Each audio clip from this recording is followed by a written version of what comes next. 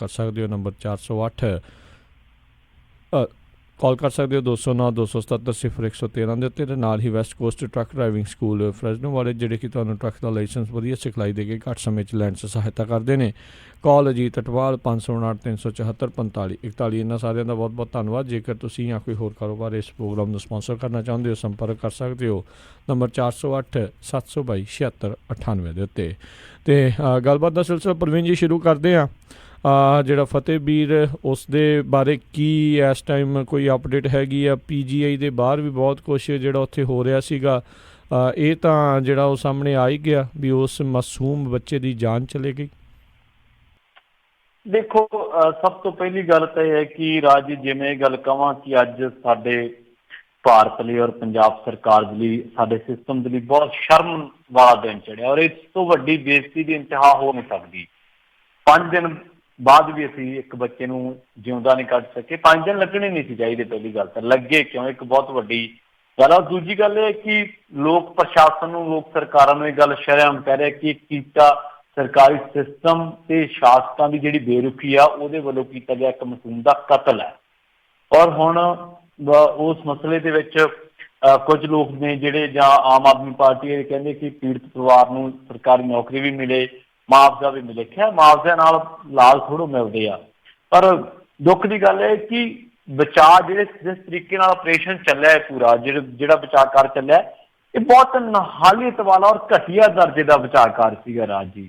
ਕਿ ਪਹਿਲੀ ਗੱਲ ਤੇ ਮੈਂ ਕੱਲ ਵੀ ਇਹ ਗੱਲ ਨੂੰ ਤਸਲੀਮ ਕੀਤਾ ਸੀਗਾ ਕਿ ਦੇਖੋ, ਇਹ ਜਥੇਬੰਦੀਆਂ ਦਾ ਜਾਂ ਗੈਰ ਸਰਕਾਰੀ ਬੰਦਿਆਂ ਦਾ ਜਾਂ ਗੈਰ ਇੰਜੀਨੀਅਰ ਬੰਦਿਆਂ ਦਾ ਕੰਮ ਹੀ ਨਹੀਂ ਸੀਗਾ। ਇਹ ਹੋਣਾ ਨਹੀਂ ਸੀ ਚਾਹੀਦਾ। ਵੈਸੇ ਜੋ ਵੀ ਹੋਇਆ, ਪਹਿਲਾਂ ਲੋਕੇਟ ਕੀਤਾ ਜਾਂਦਾ, ਸਭ ਤੋਂ ਪਹਿਲਾਂ ਆਰਮੀ ਨੂੰ ਸੱਦਿਆ ਜਾਂਦਾ ਔਰ ਜਿੱਥੇ ਬੱਚਾ ਸੀ ਉੱਥੇ ਉਹਨੂੰ ਲੋਕੇਟ ਕਰਕੇ ਤੇ ਫਿਰ ਬਾਹਰ ਕੱਢ ਲਿਆ ਜਾਂਦਾ। ਇਹ ਆਪਰੇਸ਼ਨ ਵੱਧ ਤੋਂ ਵੱਧ 10 ਜਾਂ 12 ਘੰਟਿਆਂ ਦੇ ਵਿੱਚ ਹੋ ਜਾਣਾ ਚਾਹੀਦਾ ਸੀ। ਪਰ ਹੁਣ ਜਿਹੜੀ ਗੱਲ ਹੈ, ਇੱਕ ਹੋਰ ਤੱਥ ਸਾਹਮਣੇ ਨਿਕਲ ਕੇ ਆ ਰਿਹਾ, ਉਹ ਹੈ ਪੋਸਟਮਾਰਟਮ ਦੀ ਰਿਪੋਰਟ ਦਾ। ਉਹ ਪੋਸਟਮਾਰਟਮ ਦੀ ਰਿਪੋਰਟ ਇਹ ਗੱਲ ਕਹਿੰਦੀ ਹੈ ਕਿ ਜਿਹੜੀ ਉਹਦੀ ਡੈਥ ਹੋਈ ਹੈ ਉਹ 2-3 ਦਿਨ ਪਹਿਲਾਂ ਹੋਈ ਹੈ। ਇਸ ਤੋਂ ਪਹਿਲਾਂ ਜਦੋਂ ਕਿ ਜਾਣੀ ਕਿ ਉਹਦੇ ਡਿੱਗਣ ਤੋਂ 48 ਘੰਟਿਆਂ ਬਾਅਦ ਉਹਦੀ ਡੈਥ ਹੋਈ ਔਰ ਉਹਦੀ ਜਿਹੜੀ ਕਾਰਨ ਸੀਗਾ ਉਹ ਆਕਸੀਜਨ ਦਾ ਸੀਗਾ। ਮਤਲਬ ਉਹਨੂੰ ਪਹਿਲੀ ਗੱਲ ਤਾਂ ਉਹਨੂੰ ਆਕਸੀਜਨ ਹੀ ਨਹੀਂ ਅਸੀਂ ਦੇ ਸਕੇ ਕਿ ਆਕਸੀਜਨ ਦੀ ਘਾਟ ਕਰਕੇ ਉਹਦੀ ਡੈਥ ਹੋਈ ਆ। ਔਰ ਮੈਡੀਕਲ ਬੁਲੇਟਿਨ ਬਕਾਇਦਾ ਉਹਦਾ ਜਾਰੀ ਕੀਤਾ ਗਿਆ ਔਰ ਮੈਡੀਕਲ ਬੁਲੇਟਿਨ ਦੇ ਵਿੱਚ ਇਹ ਗੱਲ ਜਿਹੜੀ ਆਪਾਂ ਕਹਿ ਸਕਦੇ ਹਾਂ ਕਿ ਦੱਸੀ ਹੈ ਡਾਕਟਰਾਂ ਨੇ ਕਿ ਬੇਸ਼ੱਕ ਪ੍ਰਸ਼ਾਸਨ ਕਹਿ ਰਿਹਾ ਸੀਗਾ ਕਿ ਉਹ ਜਿਉਂਦਾ ਵਾ ਪਰ 48 ਘੰਟਿਆਂ ਬਾਅਦ ਉਹਦੀ ਡੈਥ ਹੋ ਗਈ ਸੀਗੀ। 6 ਦਿਨਾਂ ਬਾਅਦ ਉਹਨੂੰ ਕੱਢਿਆ ਗਿਆ ਦੇਸੀ ਤਰੀਕੇ ਦੇ ਨਾਲ, ਕੁੰਡੀ ਪਾ ਕੇ ਕੱਢਿਆ ਗਿਆ। ਉਹ ਵੀ ਤੁਸੀਂ ਦੇਖੋ ਕਿੰਨੀ ਘਟੀਆ ਹਰਕਤ ਹੈ। ਪਰ ਉਸ ਤੋਂ ਬਾਅਦ ਹੁਣ ਜਿਸ ਤਰੀਕੇ ਨਾਲ ਤੁਸੀਂ ਸੋਸ਼ਲ ਮੀਡੀਆ ਤੇ ਦੇਖੋ ਕੈਪਟਨ ਸਰਕਾਰ ਦੀ ਕਿੰਨੀ ਕਿਰਕਰੀ ਹੋ ਰਹੀ ਆ। ਈਵਨ ਕਿ ਜਿਹੜੇ ਉਹਨਾਂ ਨੇ ਸ਼ਰਧਾ ਦੇ ਫੁੱਲ ਭੇਂਟ ਕੀਤੇ ਆਪਣੇ, ਉਹ ਵੀ ਲੋਕ ਕਹਿੰਦੇ ਕਿ ਤੁਹਾਨੂੰ ਕੋਈ ਹੱਕ ਨਹੀਂ ਹੈ ਕਿਸੇ ਨੂੰ ਸ਼ਰਧਾਂਜਲੀ ਭੇਟ ਕਰਨਾ ਜੇਕਰ ਤੁਸੀਂ ਕਿਸੇ ਨੂੰ ਜਿਉਂਦਾ ਨਹੀਂ ਕੱਢ ਸਕਦੇ। ਇੱਕ ਪਾਸੇ ਰਾਜ ਜੀ ਤੁਸੀਂ ਰੋਜ਼ ਸੁਣਦੇ ਆ ਇੱਥੇ ਸਾਡੇ ਜਿਹੜੇ ਹੱਥ ਠੋਕੇ ਨੇ ਪਾਰਟੀਆਂ ਦੇ, ਹੁਕਮਰਾਨਾਂ ਦੇ, ਉਹ ਕਹਿੰਦੇ ਕਿ ਭਾਰਤ 6ਵੀਂ 5ਵੀਂ ਵੱਡੀ ਆਰਥਿਕਤਾ ਵਾ ਵਰਲਡ ਦੀ। ਉਹ ਕਹਿੰਦੇ ਕਿ ਭਾਰਤ ਦੇ ਵਿੱਚ ਸਭ ਤੋਂ ਵੱਧ ਨੌਜਵਾਨ ਆਬਾਦੀ ਹੈ। ਕਹਿੰਦੇ ਕਿ ਭਾਰਤ ਕੋਲੇ ਪਰਮਾਣੂ ਆ, ਭਾਰਤ ਨੇ ਮੰਗਲ ਮਿਸ਼ਨ ਫਤਿਹ ਕਰ ਲਿਆ ਵਾ, ਭਾਰਤ ਕੋਲੇ ਏਡੇ ਏਡੇ ਵੱਡੀਆਂ ਮਿਜ਼ਾਈਲਾਂ ਵਾ। ਪਰ ਕਿ ਭਾਰਤ ਕੋਲੇ ਭਾਰਤ ਜਿਹੜਾ ਵਾ ਏਡਾ ਵੱਡਾ ਦੇਸ਼ ਜਿਹਨੂੰ ਕਹਿੰਦੇ ਆ ਲੋਕ, ਏਡਾ ਮਹਾਨ ਦੇਸ਼ ਕਹਿੰਦੇ ਆ, ਭਾਰਤ ਮਾਤਾ ਕਹਿੰਦੇ ਆ, ਕਿ ਉਹਦੇ ਕੋਲੇ ਇੱਕ ਇਹੋ ਜਿਹੀ ਮਸ਼ੀਨਰੀ ਨਹੀਂ ਹਜੇ ਤੱਕ ਬਣਾਈ ਜਾ ਸਕੀ ਜਿਹਦੇ ਨਾਲ ਇੱਕ ਬੱਚੇ ਨੂੰ 1.5 ਫੁੱਟ ਤੋਂ ਇੱਕ ਧਰਤੀ ਦੇ ਵਿੱਚੋਂ ਕੱਢਿਆ ਜਾ ਸਕੇ। ਸੋ ਮੇਰੇ ਖਿਆਲ ਨਾਲ ਸ਼ਰਮ ਦੀ ਗੱਲ ਆ ਔਰ ਅੱਜ ਸ਼ਰਮ ਆ ਰਹੀ ਹੈ ਸਾਨੂੰ, ਮੈਨੂੰ ਖੁਦ ਨੂੰ ਆ ਰਹੀ ਹੈ ਕਿ ਅਸੀਂ ਇੱਕ ਬੱਚੇ ਨੂੰ ਕੱਢ ਨਹੀਂ ਸਕੇ ਔਰ ਉਹਦੇ ਕਾਤਲਾਂ ਦੇ ਵਿੱਚ ਸਾਨੂੰ, ਸਾਡਾ ਸਿਸਟਮ ਨੂੰ ਕਾਤਲ ਲੋਕ ਕਹਿ ਰਹੇ ਅੱਜ। ਜੀ ਜੀ ਜੀ ਬਿਲਕੁਲ। ਅਗਲੀ ਜਿਹੜੀ ਆਪਾਂ ਪ੍ਰਵੀਨ ਜੀ ਗੱਲ ਕਰਦੇ, ਕਹਿੰਦੇ 8 ਦਿਨਾਂ ਬਾਅਦ ਮਿਲ ਗਿਆ ਲਾਪਤਾ ਜਹਾਜ਼ ਦਾ ਮਲਬਾ। ਦੇਖੋ ਫਿਰ ਗੱਲ ਭਾਰਤ ਮਾਤਾ ਦੀ ਆ ਕੇ ਖੜ ਜਾਂਦੀ ਹੈ ਜੀ। ਜਿਹੜਾ 8 ਦਿਨ ਪਹਿਲਾਂ ਜਿਹੜਾ ਸਾਡਾ ਹੈਲੀਕਾਪਟਰ ਇੱਕ ਸਾਡੀ ਹਵਾਈ ਸੈਨਾ ਦਾ ਲਾਪਤਾ ਹੋਇਆ ਸੀਗਾ, ਤਾਂ 32 AN-32 ਇਹਨੂੰ ਕਹਿੰਦੇ ਅਸੀਂ, ਉਹਦਾ ਜਿਹੜਾ ਮਲਬਾ ਦੇਖਿਆ ਗਿਆ ਉਹ ਹੈ ਅਰੁਣਾਚਲ ਪ੍ਰਦੇਸ਼ ਦਾ ਇੱਕ ਹਿੱਸਾ ਵਾ ਜਿਹਨੂੰ ਅਸੀਂ ਸਿਓਂਗ ਕਹਿੰਦੇ ਹਾਂ, ਸਿਓਂਗ ਜ਼ਿਲ੍ਹਾ। ਉੱਥੇ ਭਾਰਤੀ ਹਵਾਈ ਸੈਨਾ ਕਹਿੰਦੇ ਕਿ ਵਾਕਈ AN-32 ਦਾ ਜਿਹੜਾ ਮਲਬਾ ਉਹ ਦੇਖਿਆ ਗਿਆ। ਤੇ ਨਾਲ ਹੀ ਹੈ ਕਿ ਹਜੇ ਤੱਕ ਡੈਡ ਬੋਡੀਜ਼ ਜਾਂ ਕੋਈ ਹੋਰ ਇਸ ਤਰ੍ਹਾਂ ਦੀ ਗੱਲ ਤਾਂ ਨਹੀਂ ਆਈ ਹੈ। ਪਰ ਹਾਂ ਇਹ ਗੱਲ ਜ਼ਰੂਰ ਹੈ ਕਿ 13 ਬੰਦੇ ਇਹਦੇ 'ਚ ਸਵਾਰ ਸੀਗੇ ਜਦੋਂ ਇਹ ਹਾਦਸਾਗ੍ਰਸਤ ਹੋਇਆ। ਇਹਦਾ ਰਡਾਰ ਦੇ ਨਾਲ ਜਿਹੜਾ ਸੰਪਰਕ ਆ ਉਹ ਟੁੱਟ ਗਿਆ ਸੀ। ਉਸ ਤੋਂ ਬਾਅਦ ਮੋਦੀ ਸਾਹਿਬ ਦਾ ਜਿਹੜਾ ਰਡਾਰ ਸੰਬੰਧੀ ਬਿਆਨ ਸੀਗਾ ਉਹਦੀ ਕਾਫੀ ਕਿਰਕਰੀ ਵੀ ਹੋਈ ਹੈ। ਤੇ ਪਰ ਹੁਣ ਇਹ ਹੈ ਕਿ ਜਦੋਂ ਉੱਥੇ ਰਾਹਤ ਕਾਰਜ ਸ਼ੁਰੂ ਹੋਣਗੇ ਜਾਂ ਜਿਸ ਤਰੀਕੇ ਨਾਲ ਮਲਬਾ ਇਕੱਠਾ ਕੀਤਾ ਜਾਊਗਾ, ਉਸ ਤੋਂ ਬਾਅਦ ਹੌਲੀ ਹੌਲੀ ਹੋਰ ਜਾਣਕਾਰੀ ਜਿਹੜੀ ਹੈ ਸਾਂਝੀ ਹੋਊਗੀ, ਹੋਰ ਜਾਣਕਾਰੀ ਸਾਹਮਣੇ ਆਊਗੀ। ਤਾਂ ਪਰ ਇਹਦੇ ਵਿੱਚ ਇਹ ਹੈ ਕਿ ਹੈਲੀਕਾਪਟਰ ਜਦੋਂ ਇਹ ਡਿੱਗਿਆ ਵਾ ਤਾਂ ITBP ਦੇ ਤੇ ਰਾਜ ਜਿਹੜੀ ਪੁਲਿਸ ਆ ਉਹਦੇ ਜਵਾਨ ਵੀ ਇਹਦੇ ਵਿੱਚ ਸੀਗੇ। ਤੇ 35 ਮਿੰਟਾਂ ਬਾਅਦ ਜਦੋਂ ਇਹਨੇ ਉਡਾਨ ਭਰੀ ਸੀਗੀ ਜ਼ੋਹਰਾਟ ਤੋਂ, ਤਾਂ 35 ਮਿੰਟਾਂ ਬਾਅਦ ਇਹਦਾ ਜਿਹੜਾ ਜ਼ਮੀਨ ਤੇ ਜਿਹੜੀਆਂ ਏਜੰਸੀਆਂ ਸਾਡੀਆਂ ਇਹਨੂੰ ਮੋਨੀਟਰ ਕਰਦੀਆਂ ਜਹਾਜ਼ ਨੂੰ, ਉਹਨਾਂ ਦੇ ਨਾਲ ਸੰਪਰਕ ਜਿਹੜਾ ਵਾ ਟੁੱਟ ਗਿਆ ਸੀ। 3 ਜੂਨ ਦੀ ਇਹ ਗੱਲ ਆ। ਦੇਖੋ ਜਿਹੜਾ ਅਭਿਨੰਦਨ ਪਾਕਿਸਤਾਨ ਨੇ ਵਾਪਸ ਕੀਤਾ ਵਾ MiG-21, ਉਹਦੇ ਕੋਲ ਜਿਹੜਾ ਜਹਾਜ਼ ਸੀਗਾ ਉਹ ਵੀ ਪੁਰਾਣਾ ਸੀਗਾ ਜੀ, ਔਰ MiG ਜਹਾਜ਼ਾਂ ਨੂੰ ਤਾਂ ਰਾਜ ਹੀ ਉੜਦੇ ਤਬੂਤ ਕਿਹਾ ਜਾਂਦਾ ਵਾ। ਇੰਨੇ ਹਾਦਸਾਗ੍ਰਸਤ ਹੁੰਦੇ ਆ ਇਹ, ਇੰਨੇ ਹਾਦਸਿਆਂ ਦੀ ਦਾਰ ਹੈ ਇਹਨਾਂ ਦੀ ਕਿ ਇਹਨਾਂ ਨੂੰ ਉੜਦੇ ਤਬੂਤ ਕਿਹਾ ਜਾਂਦਾ ਵਾ। ਸੋ ਇੱਕ ਪਾਸੇ ਮੋਦੀ ਸਾਹਿਬ ਕਹਿੰਦੇ ਕਿ ਰਫੇਲ ਲਿਆਵਾਂਗੇ, ਔਰ ਮੋਦੀ ਸਾਹਿਬ ਕਹਿੰਦੇ ਕਿ ਪਾਕਿਸਤਾਨ ਨੂੰ ਕਹਿੰਦੇ ਕਿ ਜੀ ਸਾਡੇ ਕੋਲ ਜਿਹੜਾ ਪਰਮਾਣੂ ਹੈ ਉਹ ਅਸੀਂ ਪਟਾਕੇ ਚਲਾਉਣ ਨੂੰ ਨਹੀਂ ਰੱਖਿਆ, ਦੀਵਾਲੀ ਵਾਸਤੇ ਨਹੀਂ ਰੱਖਿਆ। ਤੁਸੀਂ ਪਾਕਿਸਤਾਨ ਨੂੰ ਧਮਕੀਆਂ ਦਿੰਦੇ ਜਿਹੜਾ ਤੁਹਾਡਾ ਆਰਮੀ ਦਾ ਆਪਦਾ ਸਾਜੋ ਸਮਾਨ ਹੈ ਜਿਹਦੇ ਨਾਲ ਸਿਰਫ ਉਹਨਾਂ ਨੇ ਚੱਕ ਧਰ ਕਰਨੀ ਹੈ, ਕਿ ਉਹ ਇੰਨਾ ਕਾਬਿਲ ਹੈਗਾ ਵਾ ਕਿ ਇੱਕ ਥਾਂ ਤੋਂ ਦੂਜੀ ਥਾਂ ਤੇ ਜਵਾਨਾਂ ਨੂੰ ਲਿਜਾ ਸਕੇ। ਅਸੀਂ ਹਰ ਰੋਜ਼, ਹਰ 1.5 ਮਹੀਨੇ ਬਾਅਦ, ਹਰ 2 ਮਹੀਨਿਆਂ ਬਾਅਦ ਇੱਕ ਨਾ ਇੱਕ ਦਾ ਹਾਦਸਾ ਇਹੋ ਜਿਹਾ ਹੁੰਦਾ ਹੈ ਜਿਸ 'ਚ ਹਵਾਈ ਸੈਨਾ ਦਾ ਕੋਈ ਜਹਾਜ਼ ਡਿੱਗਿਆ ਹੁੰਦਾ ਹੈ ਜਾਂ ਕੋਈ ਹੋਰ ਸਾਡੇ ਨਕਾਰਾ, ਸਾਡੇ ਜਿਹੜੇ ਫੌਜੀ ਸਾਜੋ ਸਮਾਨ ਹੈ ਉਹਦੀ ਕੋਈ ਨਕਾਰਾ, ਉਹਦੀ ਕੋਈ ਨਹਾਲੀ ਸਾਹਮਣੇ ਆਉਂਦੀ ਹੈ। ਸੋ ਇੱਕ ਤਰੀਕੇ ਨਾਲ ਬੇਸ਼ੱਕ ਰਫਾਲ ਵੀ ਵਿਵਾਦਿਤ ਹੋ ਗਿਆ ਵਾ, ਪਰ ਲੋੜ ਕੀ ਆ ਵਾ? ਰਿਪੋਰਟਾਂ ਕਹਿੰਦੀਆਂ ਨੇ ਇਹ ਡਿਫੈਂਸ ਨਾਲ ਜੁੜੇ ਮਸਲੇ, ਇਹਨਾਂ ਨੂੰ ਅਸੀਂ ਜ਼ਿਆਦਾ ਉਜਾਗਰ ਨਹੀਂ ਕਰ ਸਕਦੇ ਕਿਉਂਕਿ ਸਾਡੇ ਸੀਕ੍ਰੇਸੀ ਇਸ ਚੀਜ਼ਾਂ ਨੂੰ ਅਲਾਉ ਨਹੀਂ ਕਰਦੀ। ਪਰ ਇਸ ਵੇਲੇ ਜੇ ਤੁਸੀਂ ਆਰਮੀ ਦੀਆਂ ਗੱਲਾਂ ਕਰੋਗੇ, ਆਰਮੀ ਦੇ ਸਾਜ਼ੋ ਸਮਾਨ ਦੀ ਗੱਲ ਕਰੋਗੇ ਤਾਂ ਬਹੁਤ ਸਾਰੀਆਂ ਰਿਪੋਰਟਾਂ ਆਈਆਂ ਜਿਹੜੀਆਂ ਕਹਿੰਦੇ ਕਿ 50% ਤੋਂ ਵੱਧ ਆਰਮੀ ਦਾ ਜਿਹੜਾ ਸਾਜ਼ੋ ਸਮਾਨ ਹੈ ਉਹ ਨਕਾਰਾ ਹੋ ਚੁੱਕਿਆ ਵਾ। ਪਰ ਕਿਉਂਕਿ ਇਹ ਮਸਲਾ ਡਿਫੈਂਸ ਨਾਲ ਜੁੜਿਆ ਵਾ, ਇਸ ਕਰਕੇ ਨਾ ਤਾਂ ਸਾਡਾ ਮੀਡੀਆ ਇਹਨਾਂ ਖਾਮੀਆਂ ਨੂੰ ਉਜਾਗਰ ਕਰਦਾ ਵਾ ਤੇ ਨਾ ਸਾਡੇ ਜਿਹੜੇ ਪ੍ਰਧਾਨ ਮੰਤਰੀ ਸਾਹਿਬ ਆ ਉਹਨਾਂ ਦੀ ਤੇ ਲੈ, ਉਹਨਾਂ ਦੇ ਸਮਰਥਕਾਂ ਦੀ ਲੈ ਕੁਛ ਹੋਰ ਹੁੰਦੀ ਹੈ। ਸੋ ਏਦਾਂ ਲਿਪਅਪ ਕੁੱਚੀਆਂ ਨਾਲ ਕੰਮ ਨਹੀਂ ਚੱਲਣਾ। ਫੌਜ ਨੂੰ ਅਪ ਟੂ ਡੇਟ ਸਿਰਫ ਮਿਜ਼ਾਈਲਾਂ ਨਹੀਂ ਕਰ ਸਕਦੀਆਂ, ਸਿਰਫ ਪਰਮਾਣੂ ਨਹੀਂ ਕਰ ਸਕਦਾ, ਉਹਨਾਂ ਦੇ ਲਈ ਸਾਜ਼ੋ ਸਮਾਨ ਵੀ ਬਿਹਤਰ ਹੋਣਾ ਚਾਹੀਦਾ ਵਾ। ਜੀ ਜੀ ਜੀ ਅਗਲੀ ਗੱਲ ਕਰਦੇ, ਕਹਿੰਦੇ ਯੋਗੀ ਦੇ ਖਿਲਾਫ ਪੋਸਟ ਪਾਉਣ ਵਾਲੇ ਪੱਤਰਕਾਰ ਨੂੰ ਸੁਪਰੀਮ ਕੋਰਟ ਵੱਲੋਂ ਤੁਰੰਤ ਰਿਹਾ ਕਰਨ ਦੇ ਹੁਕਮ ਨੇ। ਦੇਖੋ ਪ੍ਰਸ਼ਾਂਤ ਕਨੌਜੀਆ ਜਿਹੜੀ ਆਪਾਂ ਪਹਿਲਾਂ ਵੀ ਜ਼ਿਕਰ ਕਰ ਚੁੱਕੇ ਹਾਂ ਗੱਲ ਦਾ ਕਿ ਇੱਕ ਔਰਤ ਨੇ ਵੀਡੀਓ ਬਣਾਈ ਜਾਂ ਕਹਿ ਲਈ ਕਿ ਉਹਦੀ ਵੀਡੀਓ ਬਣੀ ਕਿ ਉਹ ਕਹਿੰਦੀ ਕਿ ਮੈਨੂੰ ਯੋਗੀ ਆਦਿੱਤਿਆਨਾਥ ਨੇ ਵਿਆਹ ਦਾ ਪ੍ਰਸਤਾਵ ਭੇਜਿਆ ਵਾ। ਪ੍ਰਸ਼ਾਂਤ ਕਨੌਜੀਆ ਇੱਕ ਪੱਤਰਕਾਰ ਆ, ਆਜ਼ਾਦ ਪੱਤਰਕਾਰ ਆ, ਉਹਨੇ ਉਹ ਜਿਹੜੀ ਪੋਸਟ ਸੀਗੀ ਸੋਸ਼ਲ ਮੀਡੀਆ ਤੇ ਫੇਸਬੁੱਕ ਤੇ ਟਵਿੱਟਰ ਤੇ ਟਵੀਟ ਕਰਤੀ। ਉਸ ਤੋਂ ਬਾਅਦ ਕੀ ਹੋਇਆ ਕਿ ਉਹਨੂੰ ਗ੍ਰਿਫਤਾਰ ਕਰ ਲਿਆ ਗਿਆ। ਉਹ ਕਹਿੰਦੇ ਕਿ ਜੀ ਇਹ ਤਾਂ ਯੋਗੀ ਸਾਹਿਬ ਦੀ ਮਾਣਹਾਨੀ ਹੋ ਗਈ, ਇਹ ਤਾਂ ਐਂ ਹੋ ਗਿਆ, ਫਲਾਂ ਹੋ ਗਿਆ। ਉਹ ਜਦੋਂ ਉਹਨੂੰ ਅਰੈਸਟ ਕਰ ਲਿਆ ਗਿਆ ਫਿਰ ਇਹ ਮਾਮਲਾ ਸੁਪਰੀਮ ਕੋਰਟ ਦੇ ਵਿੱਚ ਚਲਾ ਗਿਆ। ਸੁਪਰੀਮ ਕੋਰਟ ਨੇ ਇੱਕ ਗੱਲ ਕਹੀ ਹੈ, ਬਹੁਤ ਵਧੀਆ ਗੱਲ ਮੈਨੂੰ ਲੱਗੀ ਹੈ, ਹਾਲਾਂਕਿ ਇਹ ਹੋਣਾ ਨਹੀਂ ਸੀ ਚਾਹੀਦਾ ਜੋ ਵੀ ਗ੍ਰਿਫਤਾਰੀ ਹੋਈ ਹੈ। ਉਹ ਕਹਿੰਦੇ ਕਿ ਉੱਤਰ ਪ੍ਰਦੇਸ਼ ਜਿਹੜੀ ਪੁਲਿਸ ਹੈ ਉਹਦੇ ਕੋਲੇ ਕਾਨੂੰਨ ਹੈ, ਕਾਨੂੰਨ ਦੇ ਮੁਤਾਬਕ ਤਾਂ ਇਸ ਮਾਮਲੇ ਦੇ ਵਿੱਚ ਅੱਗੇ ਵਧੇ, ਪਰ ਉਹਨੂੰ ਜਿਹੜਾ ਅਰੈਸਟ ਕਰਨ ਵਾਲੀ ਜਿਹੜੀ ਗੱਲ ਹੈ ਉਹ ਨਹੀਂ, ਮਤਲਬ ਇਹ ਜੱਚਦੀ ਨਹੀਂ ਹੈ। ਤੇ ਇਸ ਕਰਕੇ ਹੁਣ ਜਿਹੜੀ ਮਤਲਬ ਉਹਨਾਂ ਨੇ ਕੀਤੀ ਸੀ ਇੱਕ ਉਹਨਾਂ ਦੀ ਜਿਹੜੀ ਆਪਣੀ ਪਤਨੀ ਹੈ ਜਗੀਸ਼ਾ ਅਰੋੜਾ ਉਹਨਾਂ ਦਾ ਨਾਮ ਹੈ, ਉਹਨਾਂ ਨੇ ਇੱਕ ਅਪੀਲ ਪਟੀਸ਼ਨ ਦਾਇਰ ਕੀਤੀ ਸੀ ਤੇ ਉਸੇ ਕਰਕੇ ਜਸਟਿਸ ਇੰਦਰਾ ਬੈਨਰਜੀ ਹੈ, ਜਸਟਿਸ ਅਜੇ ਰਸਤੋਗੀ ਹੈ, ਉਹਨਾਂ ਨੇ ਕਿਹਾ ਕਿ ਬੇਸ਼ੱਕ ਜਿਹੜੀ ਹੈ ਤੁਸੀਂ ਆਪਦੀ ਜਾਂਚ ਕਰੀ ਚਲੋ ਜਾਂ ਜੋ ਵੀ ਹੈ, ਪਰ ਇਹਨੂੰ ਰਿਹਾ ਕਰੋ। ਤੁਸੀਂ ਆਪਦੇ ਜਿਹੜੇ ਕੰਮ ਕਰਨਾ ਵਾ ਕਾਨੂੰਨ ਦੇ ਮੁਤਾਬਕ ਉਹ ਕੰਮ ਤੁਸੀਂ ਕਰਨ ਲਈ ਆਜ਼ਾਦ ਹੋ, ਉਹ ਕਰੋ, ਪਰ ਰਿਹਾ ਕਰੋ। ਦੇਖੋ ਪਹਿਲੀ ਗੱਲ ਤਾਂ ਇਹ ਆ ਕਿ ਅਸੀਂ ਰਾਤ ਵੀ ਮੈਂ ਗੱਲ ਕੀਤੀ ਸੀ ਕਿ ਪ੍ਰੈਸ ਦੀ ਆਜ਼ਾਦੀ ਦੇ ਮਾਮਲੇ ਦੇ ਵਿੱਚ, ਪਰ ਅੱਜ ਇੱਥੇ ਤੋਂ ਪਹਿਲੀ ਵਾਰ ਥੋੜ੍ਹਾ ਹੋਇਆ ਵਾ। ਇੱਥੇ ਜੇ ਤੁਸੀਂ ਦੇਖੋਗੇ, ਮੈਂ ਤੁਹਾਨੂੰ 2-3 ਅੰਕੜੇ ਦੱਸਣਾ ਚਾਹੁੰਦਾ ਵਾਂ ਕਿ ਜਦੋਂ ਮੀਡੀਆ ਦੀ ਜਾਂ ਪੱਤਰਕਾਰਾਂ ਦੀ ਆਵਾਜ਼ ਦਬਾਈ ਗਈ ਹੈ, ਤੁਹਾਨੂੰ ਯਾਦ ਹੋਣਾ ਵਾ ਗੌਰੀ ਲੰਕੇਸ਼ ਦਾ ਮਰਡਰ। ਗੌਰੀ ਲੰਕੇਸ਼ ਇੱਕ ਪੱਤਰਕਾਰ ਸੀ, ਉਹ ਸੰਘ ਦੇ ਵਿਰੁੱਧ, RSS ਦੇ ਵਿਰੁੱਧ ਜਾਂ ਹੋਰ ਜਿੰਨੀਆਂ ਵੀ ਫਿਰਕੂ ਤਾਕਤਾਂ ਵਾ ਉਹਨਾਂ ਦੇ ਵਿਰੁੱਧ ਸ਼ਰੇਆਮ ਲਿਖਦੀ ਸੀ, ਉਹਦਾ ਕਤਲ ਕਰ ਦਿੱਤਾ ਗਿਆ।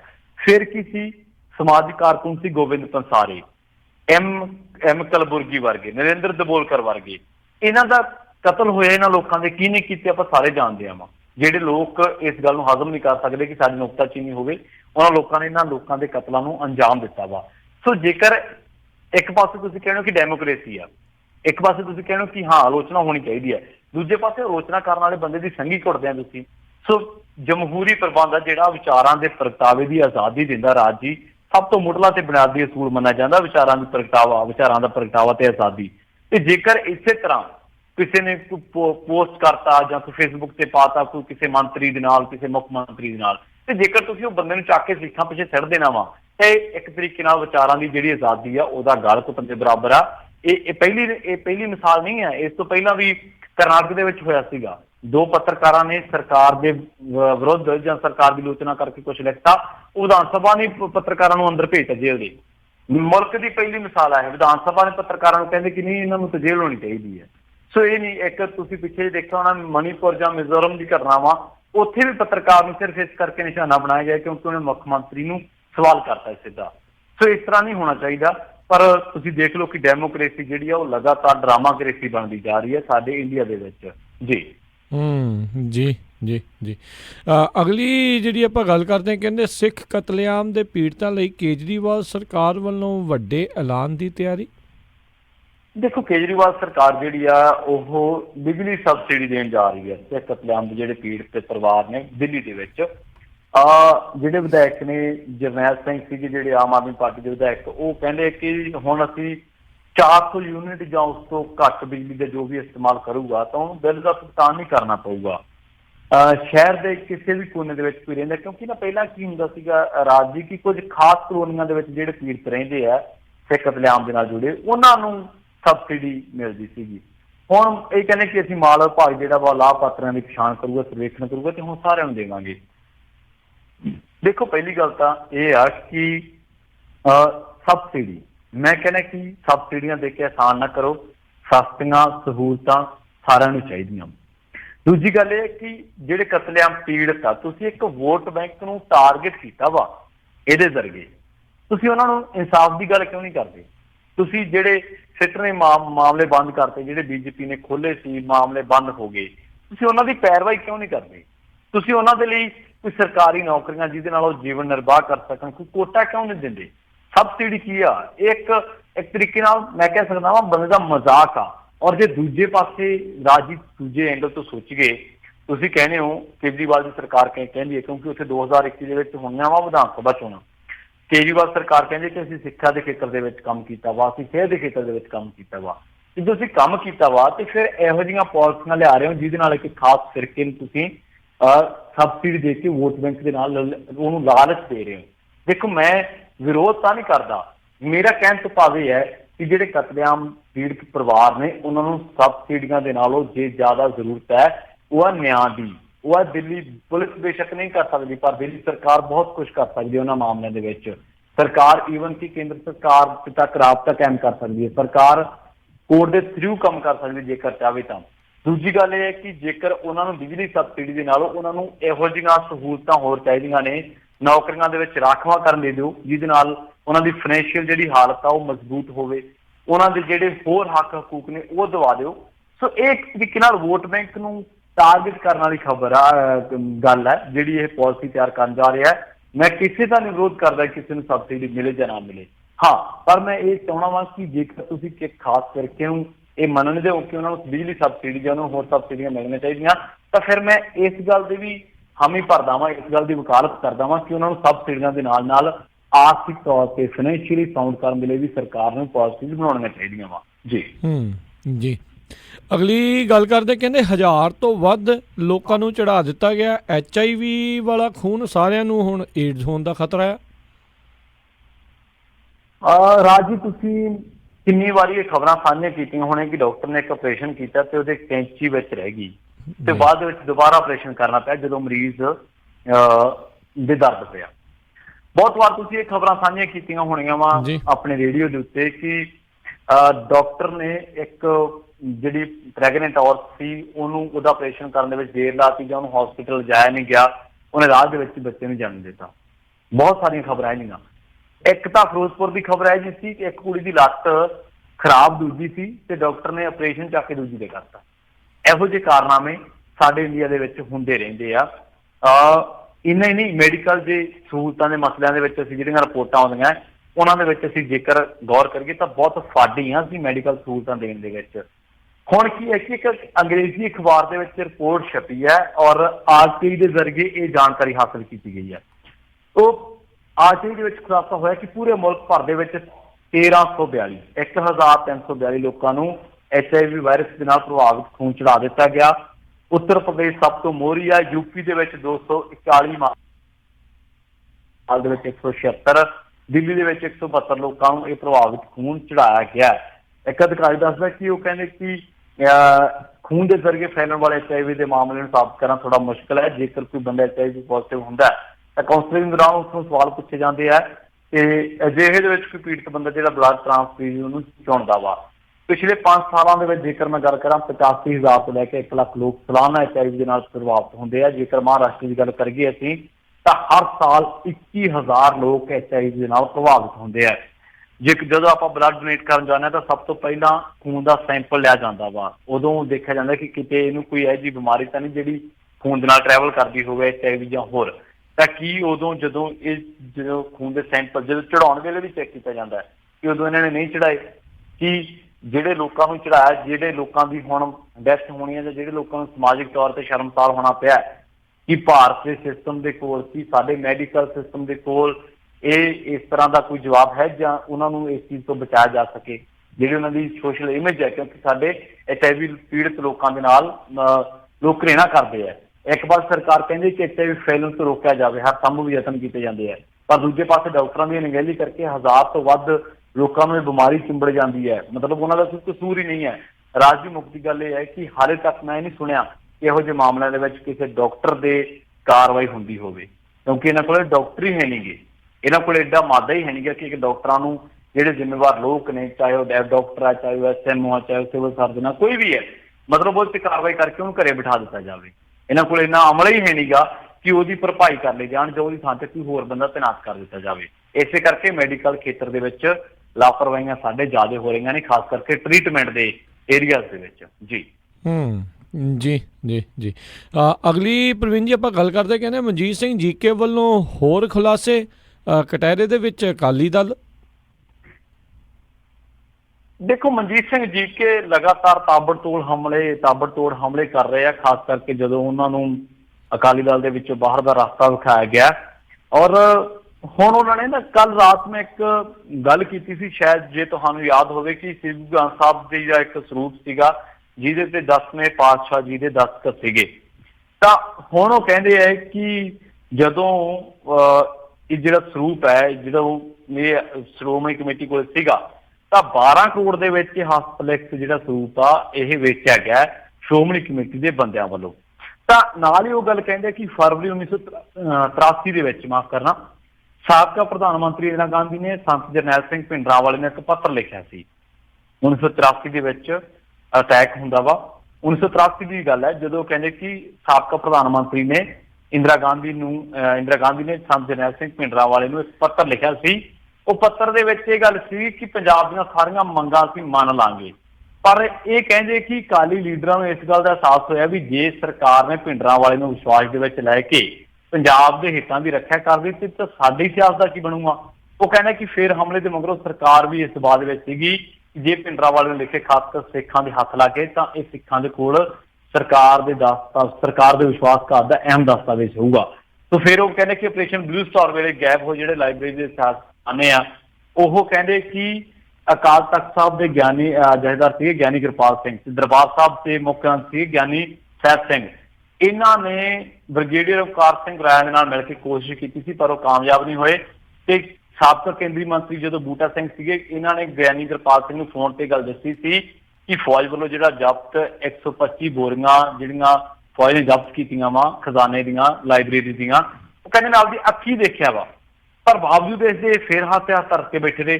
ਜਿਹੜਾ ਕੁਛ ਵਾਪਸ ਮਿਲਿਆ ਉਹਨਾਂ ਨੂੰ ਸੰਭਾਲਿਆ ਨਹੀਂ, ਜੀਕੇ ਜਿਹੜੇ ਆ ਦੋਸ਼ ਲਾਉਂਦੇ ਆ। ਫਿਰ ਉਹ ਕਹਿੰਦੇ ਕਿ AK ਐਂਟਨੀ ਜਿਹੜੇ ਕਿ ਸਾਬਕਾ ਰੱਖਿਆ ਮੰਤਰੀ ਆ, ਉਹਨਾਂ ਨੇ 17 ਪੰਨਿਆਂ ਦਾ ਇੱਕ ਲਿਖਤੀ ਜਵਾਬ ਦਿੱਤਾ ਸੀ ਤੇ ਦਾਅਵਾ ਕੀਤਾ ਸੀਗਾ ਕਿ ਸਰਕਾਰ ਦੇ ਕੋਲ ਸਮਾਨ ਨਹੀਂ ਹੈ। CBI ਵੀ ਕਹਿ ਚੁੱਕੇ 2003-04 ਦੇ ਵਿੱਚ ਕਿ ਸਾਰਾ ਸਮਾਨ ਉਹ ਸ਼੍ਰੋਮਣੀ ਕਮੇਟੀ ਨੂੰ ਦੇ ਚੁੱਕੇ ਹੈ। ਉਹ ਕਹਿੰਦੇ ਕਿ ਬਾਵਜੂਦ ਇਸਦੇ ਸ਼੍ਰੋਮਣੀ ਕਮੇਟੀ ਚੁੱਪ ਕਿਉਂ ਰਹੀ ਆ, ਤੇ ਹੁਣ ਤੱਕ ਉਹ ਕਹਿੰਦੇ ਕਿ ਇਹਨਾਂ ਮਾਮਲਿਆਂ ਦੇ ਵਿੱਚ ਸ਼੍ਰੋਮਣੀ ਕਮੇਟੀ ਨੇ ਸਫਾਈ ਕਿਉਂ ਨਹੀਂ ਦਿੱਤੀ। ਮੈਂ ਕੱਲ ਵੀ ਇਹ ਗੱਲ ਕੀਤੀ ਸੀ, ਪਹਿਲਾਂ ਵੀ ਅਸੀਂ ਇਹ ਗੱਲ ਕਹਿ ਚੁੱਕੇ ਹਾਂ ਕਿ ਜਦੋਂ ਸੁਖਬੀਰ ਸਿੰਘ ਬਾਦਲ ਨੇ ਬਿਆਨ ਦਿੱਤਾ ਜਿਹੜਾ ਸਿੱਖ ਰੈਫਰੈਂਸ ਲਾਇਬ੍ਰੇਰੀ ਦੇ ਜਿਹੜਾ ਜੋ ਵੀ ਜਿੰਨਾ ਵੀ ਸਮਾਨ ਆ ਉਹ ਵਾਪਸ ਆਉਣਾ ਚਾਹੀਦਾ ਵਾ, ਤਾਂ ਜਿਹੜੇ ਵਾਪਸ ਆਇਆ ਉਹਦੇ ਤੇ ਸ਼੍ਰੋਮਣੀ ਕਮੇਟੀ ਚੁੱਪ ਕਿਉਂ ਆ। ਸੋ ਤਾਂ ਹੁਣ ਕਹਿੰਦੇ ਕਿ ਜਿਹੜਾ ਹਸਤਲੇਖ ਸੀਗਾ ਸਾਡਾ ਸਰੂਪ ਸ਼੍ਰੀ ਗੁਰੂ ਗ੍ਰੰਥ ਸਾਹਿਬ ਜੀ ਦਾ, ਜਿਹਦੇ 10ਵੇਂ ਪਾਤਸ਼ਾਹ ਜੀ ਦੇ ਦਸਤਖਤ ਵੀ ਸੀਗੇ, ਉਹ 12 ਕਰੋੜ ਦੇ ਵਿੱਚ ਵੇਚਿਆ ਵਾ। ਤੇ ਹਾਲੇ ਤੱਕ ਮੈਂ ਨਹੀਂ ਸੁਣਿਆ ਕਿ ਕਿਸੇ ਬੰਦੇ ਨੇ ਇਹਨਾਂ ਚੀਜ਼ਾਂ ਦਾ ਖੰਡਨ ਕੀਤਾ ਹੋਵੇ। ਜੀ ਜੀ ਜੀ ਬਿਲਕੁਲ, ਬੜੇ ਵੱਡੇ ਸਵਾਲ ਨੇ। ਅਗਲੀ ਜਿਹੜੀ ਗੱਲ ਕਰਦੇ, ਕਹਿੰਦੇ ਆਖਰ ਪੰਥਕ ਮੁੱਦਿਆਂ ਵੱਲ ਹੁਣ ਪਰਤਿਆ ਅਕਾਲੀ ਦਲ, ਹੁਣ ਉਹਨਾਂ ਨੂੰ ਕੋਈ ਰਾਹ ਨਹੀਂ ਲੱਭਦਾ। ਦੇਖੋ ਅਕਾਲੀ ਦਲ ਜਿਹੜਾ ਵਾ ਉਹ ਤੁਹਾਨੂੰ ਯਾਦ ਹੋਣਾ ਵਾ, ਅਕਾਲੀ ਦਲ ਜਦੋਂ ਆਪਰੇਸ਼ਨ ਬਲੂ ਸਟਾਰ ਹੋਇਆ ਤੇ ਅਕਾਲੀ ਦਲ ਕੋਲੇ ਬਹੁਤ ਵੱਡਾ ਮਸਲਾ ਆ ਗਿਆ, ਬਹੁਤ ਵੱਡਾ ਇੱਕ ਪੰਥਕ ਇਹਨਾਂ ਕੋਲੇ ਇੱਕ ਇਹੋ ਜਿਹਾ ਮਸਲਾ ਆ ਗਿਆ ਜਿਸ ਤੇ ਇਹਨਾਂ ਨੇ ਰੱਜ ਕੇ ਸਿਆਸਤ ਕੀਤੀ, ਔਰ ਸਿੱਖ ਕਤਲੇਆਮ ਦੇ ਮਸਲੇ ਤੇ। ਉਸ ਤੋਂ ਬਾਅਦ ਬਾਦਲ ਸਾਹਿਬ ਵੀ 3-4 ਵਾਰੀ ਮੁੱਖ ਮੰਤਰੀ ਰਹੇ ਹੈ, NDA ਦੀ ਸਰਕਾਰ ਵੀ ਆਈ ਸੀ, ਵਾਜਪਾਈ ਸਾਹਿਬ ਵੀ ਪ੍ਰਧਾਨ ਮੰਤਰੀ ਰਹੇ। ਬਾਵਜੂਦ ਇਸ ਦੇ ਇਹਨਾਂ ਨੇ ਲਗਾਤਾਰ ਸਿੱਖ ਕਤਲੇਆਮ ਨੂੰ ਲੈ ਕੇ ਸਿਆਸਤ ਕੀਤੀ ਹੈ।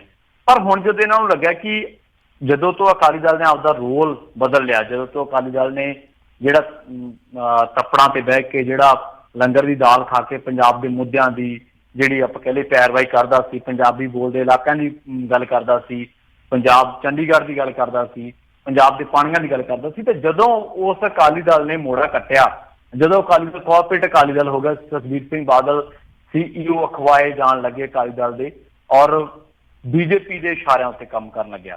ਉਸ ਤੋਂ ਬਾਅਦ ਫਿਰ ਅਕਾਲੀ ਦਲ ਨੂੰ ਬਹੁਤ ਚੀਜ਼ਾਂ ਦਾ ਸਾਹਮਣਾ ਕਰਨਾ ਪਿਆ। ਬਹੁਤ ਪੰਜਾਬ ਦੀ ਸਿਆਸਤ ਤੋਂ ਅਕਾਲੀ ਦਲ ਹਾਸ਼ੀਏਗ੍ਰਸਤ ਹੋ ਗਿਆ ਇੱਕ ਤਰੀਕੇ ਨਾਲ। ਵਿਧਾਨ ਸਭਾ ਚੋਣਾਂ ਦੇ ਵਿੱਚ ਵਿਰੋਧੀ ਧਿਰ ਦਾ ਰੁਤਬਾ ਵੀ ਨਹੀਂ ਮਿਲਿਆ, ਔਰ ਬਾਦਲ ਪਰਿਵਾਰ ਜਿੱਤਿਆ, ਅਕਾਲੀ ਦਲ ਹਾਰਿਆ ਇਹਨਾਂ ਲੋਕ ਸਭਾ ਚੋਣਾਂ ਦੇ ਵਿੱਚ। ਇਹ ਗੱਲ ਕਹਿਣ ਤੋਂ ਕੋਈ ਗੁਰੇਜ਼ ਨਹੀਂ ਹੈ। ਹੁਣ ਅਕਾਲੀ ਦਲ ਨੂੰ ਲੱਗਦਾ ਵਾ ਕਿ ਜੇਕਰ ਆਪਾਂ ਪੰਥਕ ਮਸਲਿਆਂ ਨੂੰ ਵਿਸਾਰ ਦਿੱਤਾ ਤਾਂ ਆਪਾਂ ਪੰਜਾਬ ਦੀ ਸਿਆਸਤ ਦੇ ਵਿੱਚ ਕਰਾਂਗੇ ਕੀ। ਪਰ ਇੱਥੇ ਸਵਾਲ ਇਹ ਉੱਠਦਾ ਵਾ ਕਿ ਜਿਹੜੀ ਪਾਰਟੀ ਖੁਦ ਇੱਕ ਪੰਥਕ ਮਸਲੇ ਤੇ ਘਿਰੀ ਹੋਈ ਹੈ, ਗੁਰੂ ਗ੍ਰੰਥ ਸਾਹਿਬ ਜੀ ਦੀ ਬੇਅਦਬੀ ਨੂੰ ਲੈ ਕੇ ਘਿਰੀ ਹੋਈ ਹੈ, ਉਹ ਕਿਹੜੇ ਤਰੀਕਿਆਂ ਨਾਲ, ਕਿਹੜੇ ਮੂੰਹ ਨਾਲ ਪੰਥਕ ਮਸਲਿਆਂ ਤੇ ਹੁਣ ਸਿਆਸਤ ਕਰੂਗੀ। ਦੂਜੀ ਗੱਲ ਇਹ ਹੈ ਕਿ ਅਕਾਲੀ ਦਲ ਨੇ ਲੋਕ ਸਭਾ ਚੋਣਾਂ ਦੇ ਵਿੱਚ ਮੈਨੀਫੈਸਟੋ ਜਾਰੀ ਨਹੀਂ ਕੀਤਾ, ਮੈਨੀਫੈਸਟੋ ਜਾਰੀ ਨਹੀਂ ਕੀਤਾ। ਇਹਨਾਂ ਨੇ ਭਾਜਪਾ ਦੇ ਮੈਨੀਫੈਸਟੋ ਤੇ ਚੋਣ ਲੜੀ ਹੈ।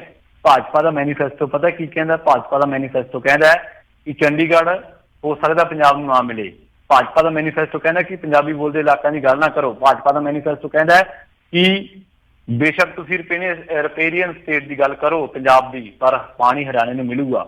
ਕੀ ਅਕਾਲੀ ਦਲ ਜਿਹੜਾ ਕਿ ਮੈਨੀਫੈਸਟੋ ਤੇ ਚੋਣ ਲੜਿਆ, ਕੀ ਅਕਾਲੀ ਦਲ ਭਾਜਪਾ ਮੂਹਰੇ ਗੱਲ ਕਹਿ ਸਕਦਾ ਹੈ ਕਿ ਅਸੀਂ ਪਾਣੀ ਦਾ ਹੱਕ ਜਿਹੜਾ ਵਾ ਪੰਜਾਬ ਨੂੰ ਲੈ ਕੇ ਦੇਵਾਂਗੇ? ਜੀ ਜੀ ਅਗਲੀ ਜਿਹੜੀ ਗੱਲ ਕਰਦੇ, ਕਹਿੰਦੇ ਪੰਜਾਬੀਆਂ ਦਾ ਉਜਾੜਾ ਰੋਕਣ ਦੇ ਲਈ ਸ਼ਿਲਾਂਗ ਵਿੱਚ ਜਾਏਗੀ ਸ਼੍ਰੋਮਣੀ ਕਮੇਟੀ।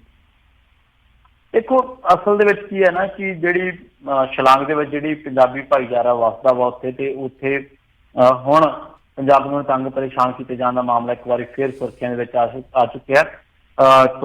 ਤੁਸੀਂ ਜਾਣਦੇ ਹੋਵੋਗੇ ਕਿ ਸ਼ਾਇਦ ਉੱਥੇ ਜਿਹੜੇ ਵੇ ਨੋਟਿਸ ਲਾ ਦਿੱਤੇ ਗਏ ਹੈ ਕਿ ਜਿਹੜੇ ਬੰਦੇ ਆਪਣਾ ਰੈਜ਼ੀਡੈਂਸ ਇੱਥੇ ਸਾਬਿਤ ਨਹੀਂ ਕਰਨਗੇ ਉਹਨਾਂ ਨੂੰ ਜਾਣਾ ਪਊਗਾ। ਤੇ ਇਸ ਕਰਕੇ ਹੁਣ ਜਿਹੜੀ ਸ਼੍ਰੋਮਣੀ ਕਮੇਟੀ ਉਹ ਕਹਿੰਦੇ ਕਿ ਜੇ ਅਸੀਂ ਵਾਪਸ ਭੇਜਾਂਗੇ, ਅਸੀਂ ਈਵਨ ਕਿ ਗ੍ਰਹਿ ਮੰਤਰੀ ਅਮਿਤ ਸ਼ਾਹ ਤੱਕ ਅਸੀਂ ਅਪਰੋਚ ਕਰਾਂਗੇ। ਸੋ ਅਪੀਲ ਵੀ ਕੀਤੀ ਗਈ ਹੈ ਕਿ ਗ੍ਰਹਿ ਸਕੱਤਰ ਅਤੇ ਅਮਿਤ ਸ਼ਾਹ ਜਿਹੜੇ ਗ੍ਰਹਿ ਮੰਤਰੀ ਆ ਉਹ ਇਸ ਮਾਮਲੇ ਦਾ ਨੋਟਿਸ ਲੈਣ, ਕਿਉਂਕਿ ਉੱਥੇ ਤੰਗ ਪਰੇਸ਼ਾਨ ਕੀਤਾ ਜਾ ਰਿਹਾ ਪੰਜਾਬੀਆਂ ਨੂੰ, ਖਾਸ ਕਰਕੇ ਸਿੱਖਾਂ ਨੂੰ। ਮੈਂ ਤੁਹਾਨੂੰ ਇੱਕ ਗੱਲ ਦੱਸਣੀ ਚਾਹੁੰਦਾ ਹਾਂ, ਬੇਸ਼ੱਕ ਇਹ ਅਪਰੋਚ ਕਰਨ, ਚਿੱਠੀਆਂ ਲਿਖਣ, ਜੋ ਮਰਜ਼ੀ ਕਰਨ, ਜਿਹੜਾ ਉੱਥੋਂ ਦਾ ਮੁੱਖ ਮੰਤਰੀ ਹੈ ਸੰਗਮਾ, ਪੰਜਾਬ ਸਰਕਾਰ ਨੇ ਉੱਥੇ ਕੁਝ ਵਿੱਤੀ ਮਦਦ ਭੇਜੀ ਸੀ ਜਦੋਂ ਕੁੜੀ ਨਾਲ ਛੇੜਛਾੜ ਦਾ ਮਾਮਲਾ ਸਾਹਮਣੇ ਆਇਆ ਸੀ, ਜਦੋਂ ਉੱਥੇ ਹਾਲਾਤ ਬਹੁਤ ਖਰਾਬ ਹੋ ਗਏ ਸੀਗੇ। ਉਹਨਾਂ ਨੇ ਵਿੱਤੀ ਮਦਦ ਤੇ ਵੀ ਇਤਰਾਜ਼ ਕੀਤਾ ਸੀਗਾ ਕਿ ਵਿੱਤੀ ਮਦਦ ਕਿਉਂ ਕੀਤੀ। ਫਿਰ ਪੰਜਾਬ ਸਰਕਾਰ ਨੇ ਕਿਹਾ ਕਿ ਤੁਸੀਂ ਏਦਾਂ ਨਾ ਕਰੋ ਪੰਜਾਬੀਆਂ ਨਾਲ ਜਾਂ ਸਿੱਖਾਂ ਨਾਲ, ਪਰ ਫਿਰ ਵੀ ਉਹਨਾਂ ਨੇ ਕੋਈ ਏਦਾਂ ਖਾਸ ਕੋਈ ਸਟੈਪ ਨਹੀਂ ਦੱਸਿਆ ਕਿ ਅਸੀਂ ਕੀ ਕਰ ਰਹੇ ਹਾਂ ਜਾਂ ਕੀ ਨਹੀਂ ਕਰ ਰਹੇ। ਸ਼੍ਰੋਮਣੀ ਕਮੇਟੀ ਦਾ ਫਰਜ਼ ਬਣਦਾ ਵਾ, ਇਕੱਲੇ ਇੰਡੀਆ ਦੇ ਵਿੱਚ ਨਹੀਂ, ਪੂਰੇ ਵਿਸ਼ਵ ਦੇ ਵਿੱਚ ਜਿੱਥੇ ਕੋਈ ਸਿੱਖ ਵਸਦਾ, ਕੋਈ ਪੰਜਾਬੀ ਵਸਦਾ, ਤਾਂ ਉਹਦੇ ਹੱਕ ਹਕੂਕਾਂ ਦੀ ਪੈਰਵਾਈ ਕਰਨਾ ਸ਼੍ਰੋਮਣੀ ਕਮੇਟੀ ਦਾ ਫਰਜ਼ ਬਣਦਾ ਵਾ। ਪਰ ਕੀ ਚਿੱਠੀ ਪੱਤਰਾਂ ਨਾਲ ਇਹ ਮਸਲਾ ਹੱਲ ਹੋਣਾ ਵਾ? ਇਹਨਾਂ ਕੋਲੇ 2 ਮੈਂਬਰ ਪਾਰਲੀਮੈਂਟ ਹੈ ਸ਼੍ਰੋਮਣੀ ਕਮੇਟੀ ਵਾਲੇ ਜਿਹੜੇ ਚਲਾਉਂਦੇ ਆ ਇਹਨਾਂ ਨੂੰ, ਸੁਖਬੀਰ ਬਾਦਲ ਤੇ ਹਰਸਿਮਰਤ ਬਾਦਲ। ਜੇ ਵਜ਼ੀਰੀਆਂ ਲੈਣ ਦੇ ਲਈ ਉੱਥੇ ਜਾ ਕੇ ਡੇਰੇ ਲਾਏ ਜਾ ਸਕਦੇ ਆ, ਤਾਂ ਕੀ ਪੰਜਾਬੀਆਂ ਦੇ ਹੱਕਾਂ ਦੇ ਲਈ ਉੱਥੇ ਡੇਰੇ ਲਾਏ ਜਾ ਨਹੀਂ ਸਕਦੇ? ਡੇਰੇ ਨਹੀਂ ਲਾਏ ਜਾ ਸਕਦੇ। ਜੀ ਅਗਲੀ ਜਿਹੜੀ ਗੱਲ ਕਰਦੇ, ਕਹਿੰਦੇ ਨਸ਼ਿਆਂ ਦੇ ਮਾਮਲੇ ਵਿੱਚ ਲੀਪਾਪੋਚੀ ਤੋਂ ਕੰਮ ਲੈ ਰਹੀ ਹੈ ਸਰਕਾਰ। ਦੇਖੋ ਤੁਸੀਂ ਪਿਛਲੇ ਦਿਨ ਨਾ ਕੈਪਟਨ ਸਾਹਿਬ ਦਾ ਇੱਕ ਬਿਆਨ ਸੁਣਿਆ ਹੋਣਾ, ਰਾਜੀ, ਜਿਹਦੇ ਵਿੱਚ ਉਹ ਕਹਿੰਦੇ ਕਿ ਜਿਹੜੇ ਬੰਦੇ ਪੁਲਿਸ ਵਾਲੇ ਨਸ਼ੇ ਤਸਕਰਾਂ ਦੇ ਨਾਲ ਰਲੇ ਹੋਏ ਆ ਉਹਨਾਂ ਨੂੰ ਪਛਾਣ ਹੋਊਗੀ, ਉਹਨਾਂ ਤੇ ਕਾਰਵਾਈ ਹੋਊਗੀ। ਪਹਿਲੀ ਗੱਲ ਤਾਂ ਇਹ ਹੈ ਕਿ ਨੌਜਵਾਨਾਂ ਦੀਆਂ ਅਸੀਂ ਖਬਰਾਂ ਰੋਜ਼ ਸੁਣਦੇ ਹਾਂ ਓਵਰਡੋਜ਼ ਦੇ ਨਾਲ, ਮਤਲਬ ਕਿ ਨਸ਼ਿਆਂ ਦੇ ਉੱਤੇ ਜਿਹੜਾ ਸਰਕਾਰ ਨੂੰ ਕੰਮ ਕਰਨਾ ਚਾਹੀਦਾ ਸੀ ਉਹ ਨਹੀਂ ਹੋ ਸਕਿਆ। ਦੂਜੀ ਗੱਲ ਇਹ ਹੈ ਕਿ ਜਿਹੜੇ ਕੇਸ ਦਰਜ ਕਰਦੇ ਆ NDPS ਦੇ, ਉਹਨਾਂ ਦੇ ਵਿੱਚ ਇਹ ਹੈ ਕਿ ਜਿਹੜੇ ਥੋੜਾ ਨਸ਼ਾ ਕਰਦੇ ਉਹਨਾਂ ਨੂੰ ਫੜ ਲਿਆ ਜਾਂਦਾ ਹੈ। ਤੇ ਹੁਣ ਤਾਂ ਹਾਈ ਕੋਰਟ ਨੇ ਵੀ ਇਹ ਗੱਲ ਕਹੀ ਹੈ ਕਿ ਜਦੋਂ ਪੁਲਿਸ ਜੋ ਮੁਕੱਦਮੇ ਦਰਜ ਕਰਦੀ ਹੈ ਤਾਂ ਨਸ਼ੇ ਦੀ ਮਾਤਰਾ ਦੇ ਵਿੱਚ ਜਿਹੜਾ ਫਰਕ ਰਹਿ ਜਾਂਦਾ ਹੈ ਇਹ ਮੁਲਜ਼ਮ ਕਿਉਂਕਿ ਇਸ ਤੋਂ ਪਤਾ ਲੱਗਦਾ ਕਿ ਉਹਦੇ ਕੋਲ ਨਸ਼ਾ ਆਪਦੀ ਵਰਤੋਂ ਲਈ ਸੀਗਾ ਜਾਂ ਫਿਰ ਦੂਜਿਆਂ ਨੂੰ ਵੇਚਣ ਦੇ ਲਈ ਸੀਗਾ। ਹੁਣ ਕਈ ਮਾਮਲਿਆਂ ਦੇ ਵਿੱਚ ਤਾਂ ਨਸ਼ੇ ਦੀ ਬਰਾਮਦਗੀ ਜ਼ਿਆਦਾ ਹੋਈ ਮੁਲਜ਼ਮ ਦੇ ਕੋਲੋਂ, ਪਰ ਦਿਖਾ ਘੱਟ ਦਿੱਤੀ ਗਈ। ਕਈ ਵਾਰੀ ਕੋਈ ਆਮ ਅਮਲੀ ਹੈ ਤੇ ਉਹਨੂੰ ਦਿਖਾ ਦਿੱਤਾ ਗਿਆ ਕਿ ਹਾਂਜੀ ਇਹ ਤਾਂ ਬਹੁਤ ਨਸ਼ਾ ਕਰਦਾ ਹੈ ਤੇ ਉਹਨੂੰ ਸਜ਼ਾ ਦਾ ਹੱਕਦਾਰ ਬਣਾਤਾ। ਜੇਲ੍ਹਾਂ ਭਰੀਆਂ ਪਈਆਂ ਇਸ ਵੇਲੇ। ਜਿਹੜੀ ਜੇ ਆਪਾਂ ਅਗਰ ਅਦਾਲਤਾਂ ਦੇ ਵਿੱਚ ਜਿਹੜੇ ਮੁਕੱਦਮੇ ਚੱਲਦੇ ਆ, ਇਹ ਬਕਾਇਦਾ ਹਾਈ ਕੋਰਟ ਦੀ ਇਹ ਗੱਲ ਕਹਿੰਦੀ ਹੈ ਕਿ ਜਿਹੜੇ ਇਸ ਵੇਲੇ ਜਿਹੜੇ ਗ੍ਰਿਫਤਾਰ ਕੀਤੇ ਗਏ ਆ ਨਸ਼ਿਆਂ ਦੀ ਵਰਤੋਂ ਕਰਕੇ, ਨੌਜਵਾਨ ਜਿਹੜੇ ਵਰਤੋਂ ਕਰਦੇ ਆ ਜਾਂ ਛੋਟੇ ਪੱਧਰ ਤੇ ਨਸ਼ਾ ਵੇਚਦੇ ਆ, ਇਹਨਾਂ ਨੂੰ ਵੱਡੀ ਪੱਧਰ ਤੇ ਗ੍ਰਿਫਤਾਰ ਕੀਤਾ ਗਿਆ ਤੇ ਜੇਲ੍ਹਾਂ ਭਰਤੀਆਂ। ਤੇ ਜਿਹੜੇ ਬੰਦੇ ਅਸਲੀ ਗੁਨਾਹਗਾਰ ਆ, ਜਿਹੜੇ ਵੱਡੇ ਤਸਕਰ ਆ, ਉਹਨਾਂ ਬਾਰੇ ਹਲੇ ਸਰਕਾਰ ਕੋਲ ਜਵਾਬ ਕੋਈ ਨਹੀਂ ਗਾ। ਸੋ ਇਸ ਕਰਕੇ ਸਵਾਲ ਆਮ ਉੱਠਦਾ ਹੈ ਕਿ ਇੰਨੇ ਯਤਨਾਂ ਤੋਂ ਬਾਅਦ ਕੋਈ ਵੱਡਾ ਤਸਕਰ ਕਿਉਂ ਨਹੀਂ ਗ੍ਰਿਫਤਾਰ ਕੀਤਾ ਗਿਆ, ਤੇ ਨਾ ਹੀ ਨਸ਼ਿਆਂ ਦੀ ਤਸਕਰੀ ਨੂੰ ਜਿਹੜੇ ਪੁਲਿਸ ਅਫਸਰ ਸ਼ਹਿ ਦਿੰਦੇ ਆ ਉਹਨਾਂ ਦੇ ਨਾਂ ਸਾਹਮਣੇ ਆਏ ਆ। ਸੋ ਕਰ ਕੀ ਰਹੀ ਹੈ ਸਰਕਾਰ? ਸਿਰਫ ਲਿਪਾਪੋਚੀ ਕਰ ਰਹੀ ਹੈ।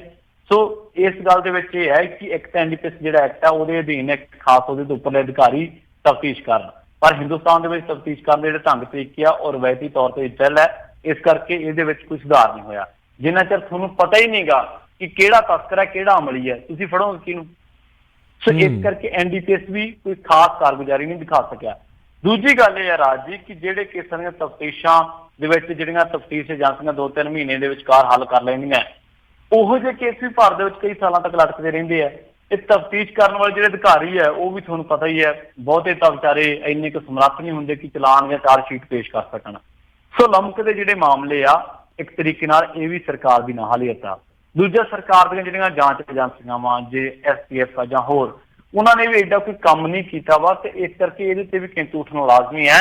ਮੁੱਖ ਦੀ ਗੱਲ ਇਹ ਹੈ ਕਿ ਬੇਸ਼ੱਕ ਸਰਕਾਰ ਗੱਲਾਂ ਤਾਂ ਕਰਦੀ ਹੈ ਮਤਲਬ ਬਹੁਤ ਵੱਡੀਆਂ, ਪਰ ਇਹ ਸਮੱਸਿਆ ਜਿਹੜੀ ਹੈ ਬਹੁਤ ਜਟਿਲ ਹੋ ਚੁੱਕੀ ਹੈ।